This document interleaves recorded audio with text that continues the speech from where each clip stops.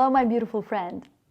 I'd like to share with you my recent contemplation about soul and spirit, and my absolute fascination with the way contemplation transmutes and softens all contradiction and all certainty.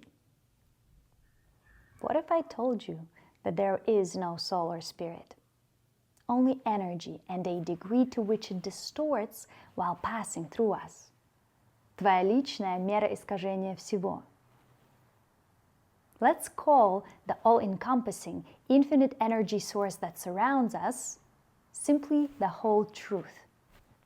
And don't worry, you are a part of the whole truth. You're not separate from it. This is just to examine how truth transforms through your body. When the whole truth passes through our bodies, it flows freely through the channels that are open and gets bent and redirected when a channel is blocked. What comes out on the other side, therefore, is your personal version of the whole truth, based on your unique pattern of open and closed channels. Your individual energetic signature. And I know this might seem esoteric, but it's not. In a tangible 3D physical plane, these channels are represented by capillaries and veins, by your endocrine system, by fascia, by sinuses, and the main channel, a permanently clogged one at that, our colon. Yes, our digestive system is one of the primary channels which most of us almost always keep full, subsequently blocking even more channels as undigested food often leads to the production of mucus, which clogs our sinuses and so forth. And among many things, the type of food we eat changes our blood viscosity and the kind of hormones that are being sequenced and released, thus further affecting how the whole truth emits through our body, how it shows up to make up the world around us, the reality that we see, the reality of our own making, our version of the whole truth. A reality that can be changed directly through our physical body.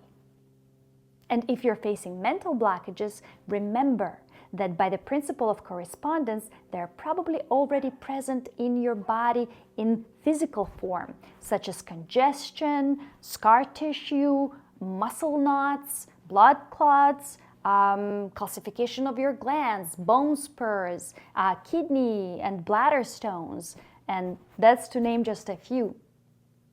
Know that these mental blockages can be overcome through the healing of your physical body, through the opening of all of your channels, starting with your gut.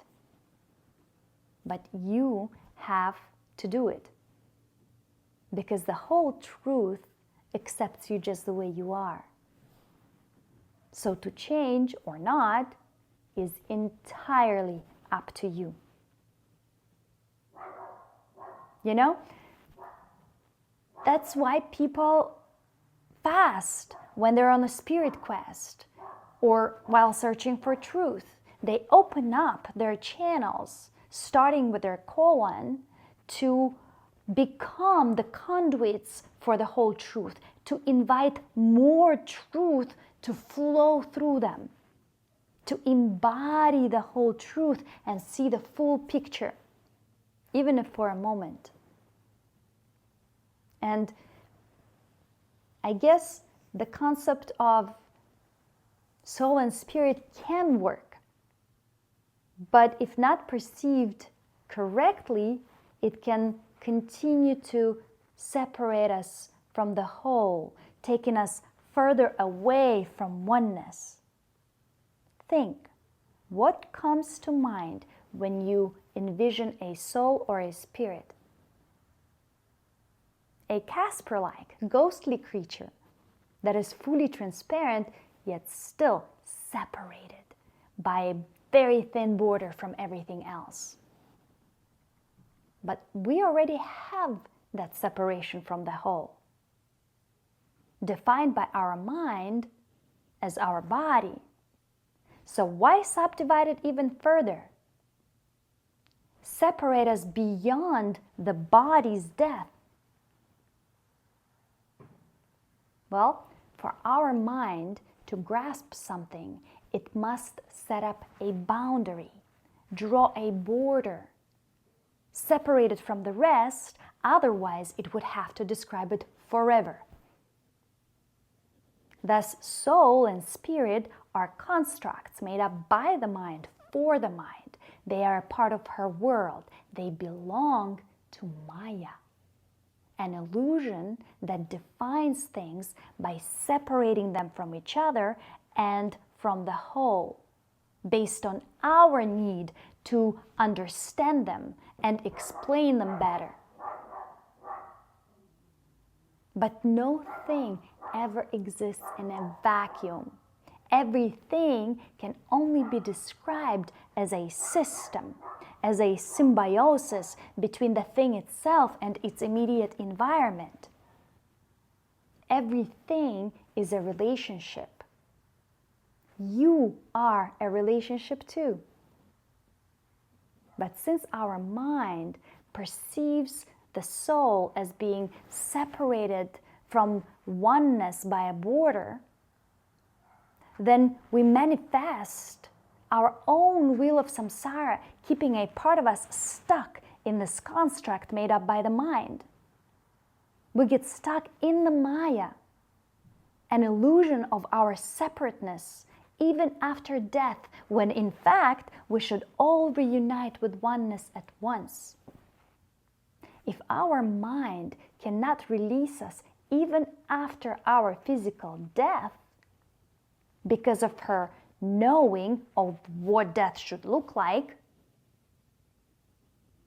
defining us, confining us by borders into ghosts, separate from everything else, then we stay and repeat the cycle.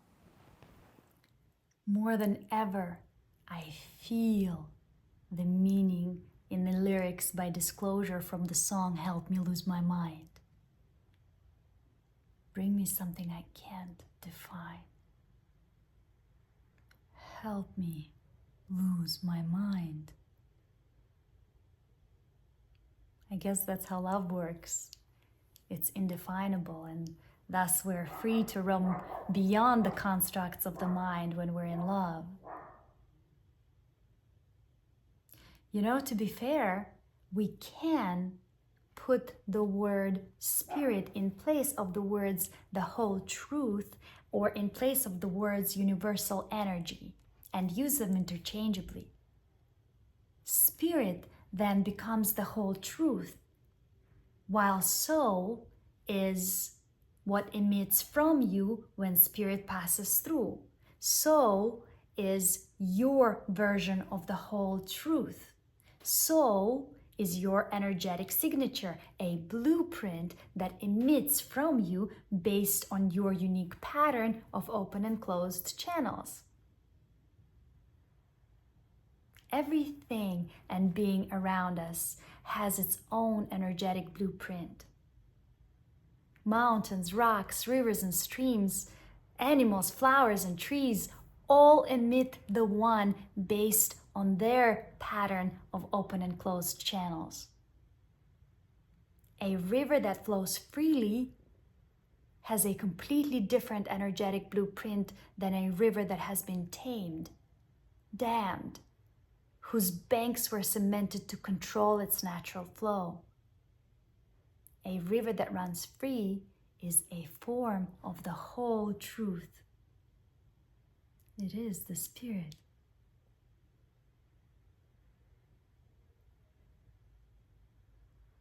An amazing thing happens as we grow older.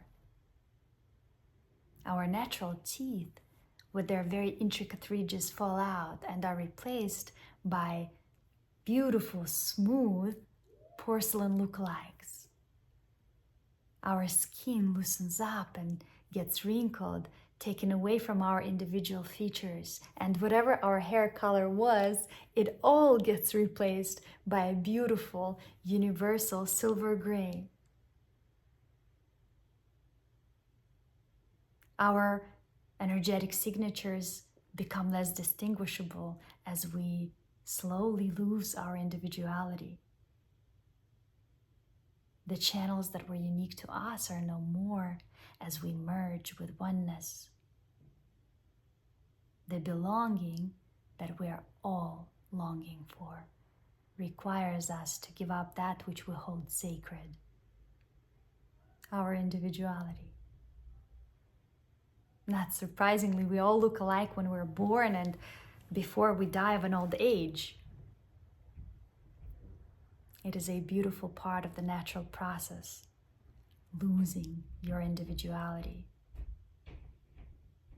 I was afraid of it before, thinking that I must define myself, that somehow my individuality is super important because that is what makes me me.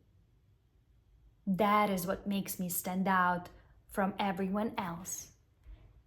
But in truth, as I grow older, I realize that I'm just like everyone else,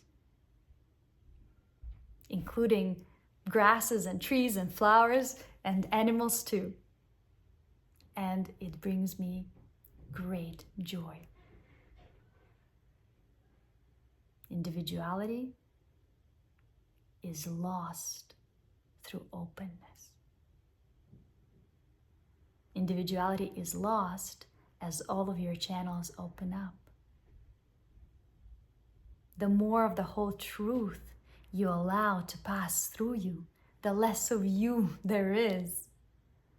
You become the whole truth as your soul fades into the spirit. I love you.